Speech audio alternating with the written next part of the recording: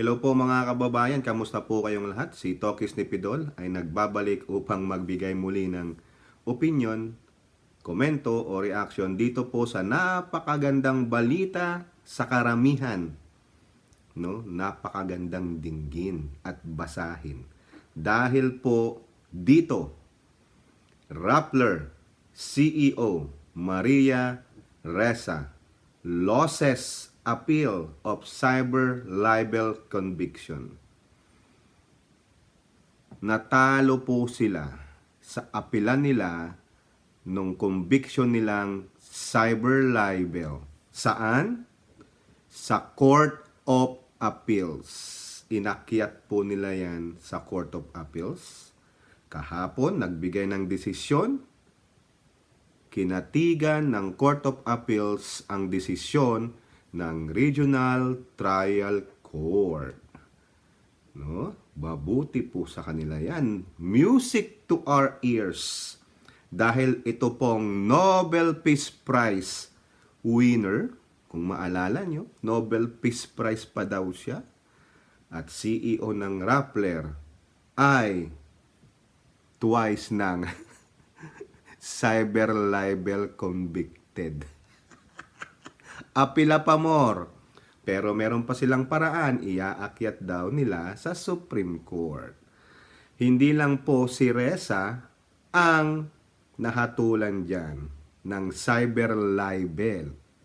Kasama niya po ang kanyang former colleague na si Ray Santos Jr.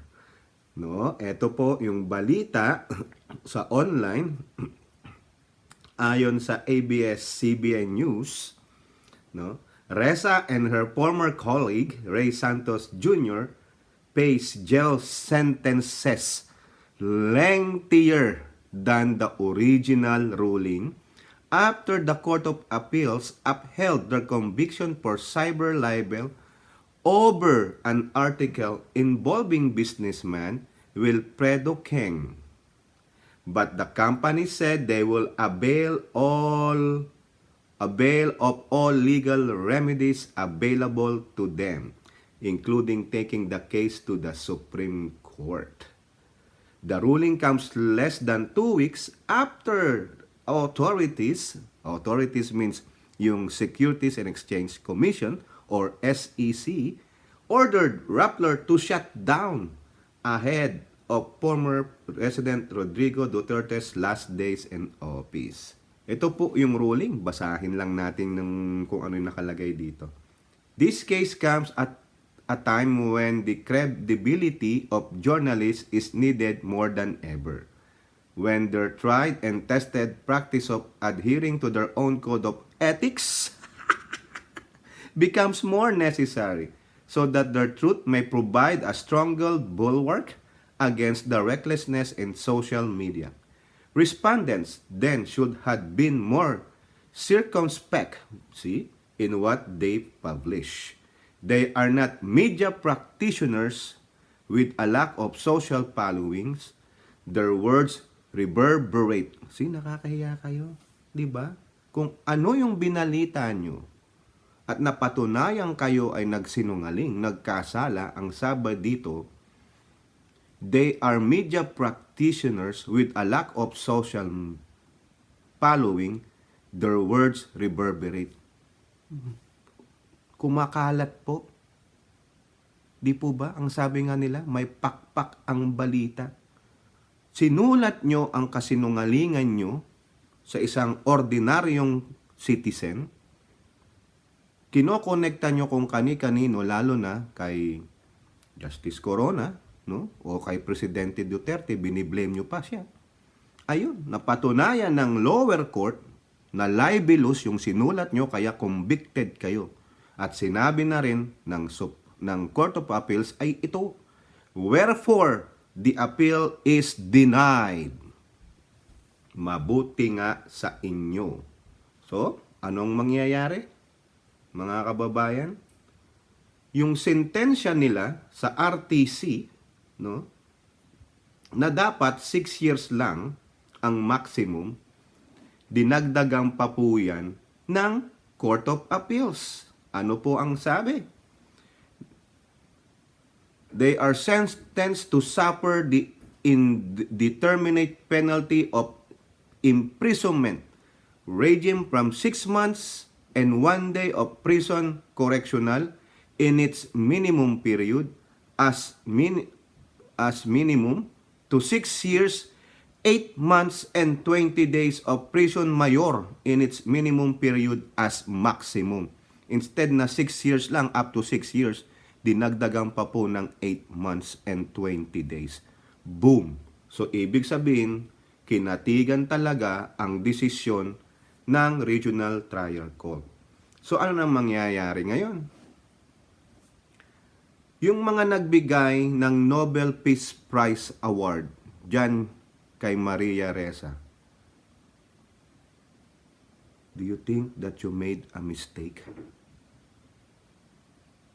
Hindi ba kayo nag-research bago nyo binigay ang Nobel Peace Prize Award na yan sa babaeng yan na alam ng mga Pilipino na convicted cyber libel?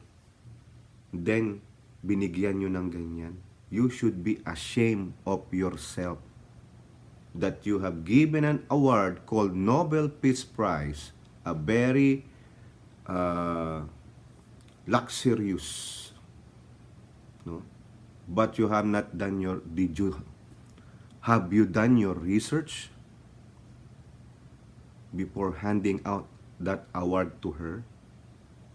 I'm just asking. Kasi if you know this, that they have a pending appeal, you should have not given that award to her. Yun lang, mga kababayan. Ngayon, sinisisi nila na naman si Pangulong Duterte. Ano po ang response ng Rappler dyan, lalo na itong kanilang Poncio Pilato, no? Ang kanilang CEO. Sabi niya, Maria Ressa, ex-Rappler researcher daw siya, disagree with CA decision affirming their conviction for cyber libel. Nag-disagree ka pa. Ibig sabihin, mas magaling ka pa sa mga hurado. Ba't di ka nanalo sa appeal? Diba? Natural lang na ganyan ang kanyang magiging reaction. Talunan no? Eto pa, mga kababayan. Ano ang statement nila?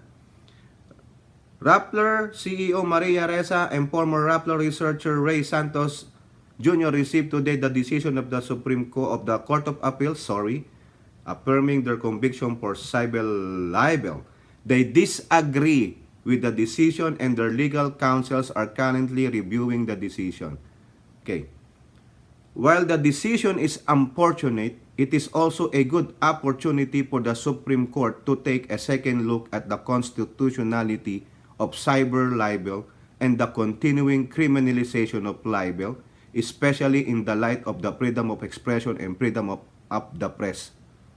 Yun tayo. Sino bang gumawa ng cyber libel law? Kung walang cyber libel law, namamayagpag kayong mga ibang mga journalist sa mga pagsulat at pagkalat ng pawang kasinungalingan. Tapos sasabihin nyo pa, freedom of expression and freedom of other press. Paano naman po yung freedom ng mga binabarubal nyo, yung pinaparatangan nyo na wala naman silang kaalam-alam doon sa mga paratang at sinusulat nyo? Ibig sabihin, kayo lang ang may karapatan. Nasaan ang karapatan ng tao na binabastos ninyo? Na inuugnay nyo sa ganitong bagay, na sinisira nyo ang negosyo nila, ang pamumuhay nila, at ang kanilang kredibilidad. Di po ba? Kaya ginawa yan para protektahan ang bawat isa. Na may limitasyon din po ang freedom. May freedom po tayo, but freedom is also has its limitation and boundaries. Di po ba, mga kababayan? Lagi na lang ganito itong mga press itong mga journalist Diba? Itong mga chismoso na ito. Lagi na lang pag ganyan, nasusukol sila, nagigipit sila. Freedom of expression. Freedom of the press. Kayo lang ba ang may karapatan? Kayo lang ba ang may kalayaan? Di po ba? The decision weakens the ability of journalists to hold power to account. Ulul, iakyat mo sa Korte Suprema. Ngayon, kung mali ang desisyon ng Court of Appeals, then, pwedeng manalo ka. Pero sa tingin po ng dalawang korte, talagang cyber libelous ka. May ginawa kayong kabalbalan. Ngayon, ayaw niyong tanggapin. Kayo pa ang nagmamataas. Wala kayong pagpapakumbaba. Kasi bakit? Sobra kang entitled. Nakakaramdam ka ba ng empathy? Meron ka bang Filipino values? Marunong ka bang gumalang sa karapatan ng ibang tao, lalong-lalo na ang mga Pilipino? Suriin nyo mga kababayan, itong si Marisa Ressa kung ano ang pag-uugali niyan. Nagtatanong lang, meron ka bang Filipino values? Alam mo ba yan? O hindi na Filipino values, yung pagkatao mo. Ano ba ang pagkatao mo? We call on our media colleagues, our community, and other advocates of a free independent press to be vocal and vigilant more than ever. Ngayon nagtatawag ka, idadamay mo pa yung mga ibang legitimate media. Kayo ang nagsulat, natagpo ang libelous, tapos sasabihin nyo yan? Di po ba? So pag ganyan, may naniwala sa inyong mga press, ibig sabihin, they are blinded. Bulag sila na pagkatapos nilang basahin yung sinulat nyo, hindi nila ma-assess o mapagtanto na yung sinulat nyo laban doon sa businessman na yon ay libelous, then therefore, katulad din nila kayo. Nakala nyo kayo ang hari at reyna. Kayo ang kingmaker na kaya nyong sirain ang pagkatao ng mga taong gusto nyong sirain. Kung maniniwala yung iba nyong kasamang mga media or journalist dun sa sinulat nyo na libelous, then wala silang pinagkaiba sa inyo. Di po ba? Na kayo ang batas. This is not just about Maria Ressa or whatever. What is ultimate at stake is our democracy. What? Bakit? Wala ka bang demokrasya? Patay bang demokrasya sa bansang Pilipinas? Miss Ressa? Yan tayo no? Mga kababayan, nansigaw nila. Freedom of expression, freedom of the press, freedom of the speech, democracy, wala na. Kung walang demokrasya sa bansa, anong meron? Pagsusupil? Kayo, mga nandyan sa bansang Pilipinas, wala ba kayong demokrasya? Hindi ba kayo malayang nakakalakad, nakakapunta sa mga gusto nyong puntahan o ano man ang gawin ninyo? Yan ang pinamumuka sa inyo nitong si convicted cyber libel Maria Ressa.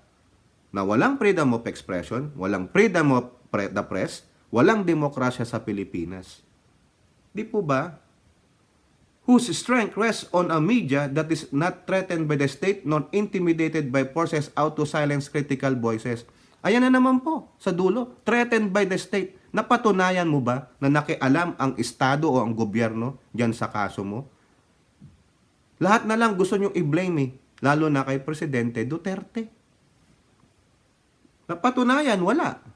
Nagbase ang hukom doon sa sinulat nyo sa statement ng mga witnesses at ng dependent.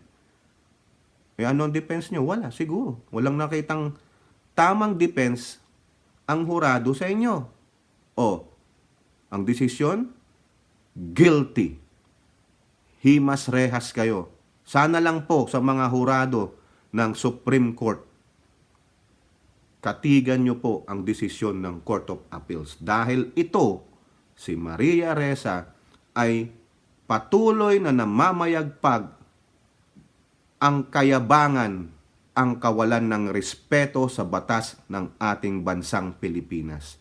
Piling niya, siya ang batas. Dahil di po ba, siya po ay may dual citizenship. Feeling niya, US citizen siya, I am entitled to what I wanna do. I am entitled all the privileges given to me. Hindi po. You have to follow the laws of the land. You have to be respectful because yan po ang isa sa mga ugali ng mga Pilipino. Pero wala ka niyan. Baka wala ka ring empathy. Baka wala ka ring moral compass. Di po? Himas rehas na. Ayan po ang inaasam ng mga milyong-milyong Pilipino na sawang-sawa na po dito sa Maria Ressa na to at sa Rappler na ito na nagsoso o nagtatanim ng divisiveness, nagtatanim ng mga maling impormasyon sa kanilang mga reports. Hindi po sila media. Wala po silang SEC registration revoke, pinasasara na po, pero patuloy pa rin silang nagbabalita, patuloy pa rin nilang dinidefy ang order na isara sila. Ganyan po katigas at kakapal ng muka ng Rappler na ito. Ganyan sila kabastos sa utos ng hukuman na sila'y ipasara. Sabi pa nga nila, they will continue to operate. Go ahead. No? Pero there will be a time, eto na ang last resort mo, Supreme Court. Ilang kaso na yan na inakyat nyo sa Supreme Court. Sana lang po sa mga hurado ng Supreme Court, bigyan nyo po ng leksyon ito dahil kung kakatigan nyo itong Rappler, ano kayo? Di po ba? Kayo po mga kababayan, ano po ang masasabi nyo dito sa Rappler na ito? Na, twice na po. Lower Court, Court of Appeals, convicted cyber libel. Itong Nobel Peace Prize awardee na si Maria Ressa, na patuloy pa rin namamayagpag ang kayabangan at kabastusan sa ating bansang Pilipinas. Comment down below. Open po ang comment section. At doon po sa mga hindi pa nakasubscribe, please hit the subscribe button and the notification bell para ma-inform po kayo sa ating mga bagong video uploads. And paki-like and share na rin po. Hope to see you on our next videos. Bye-bye. God bless.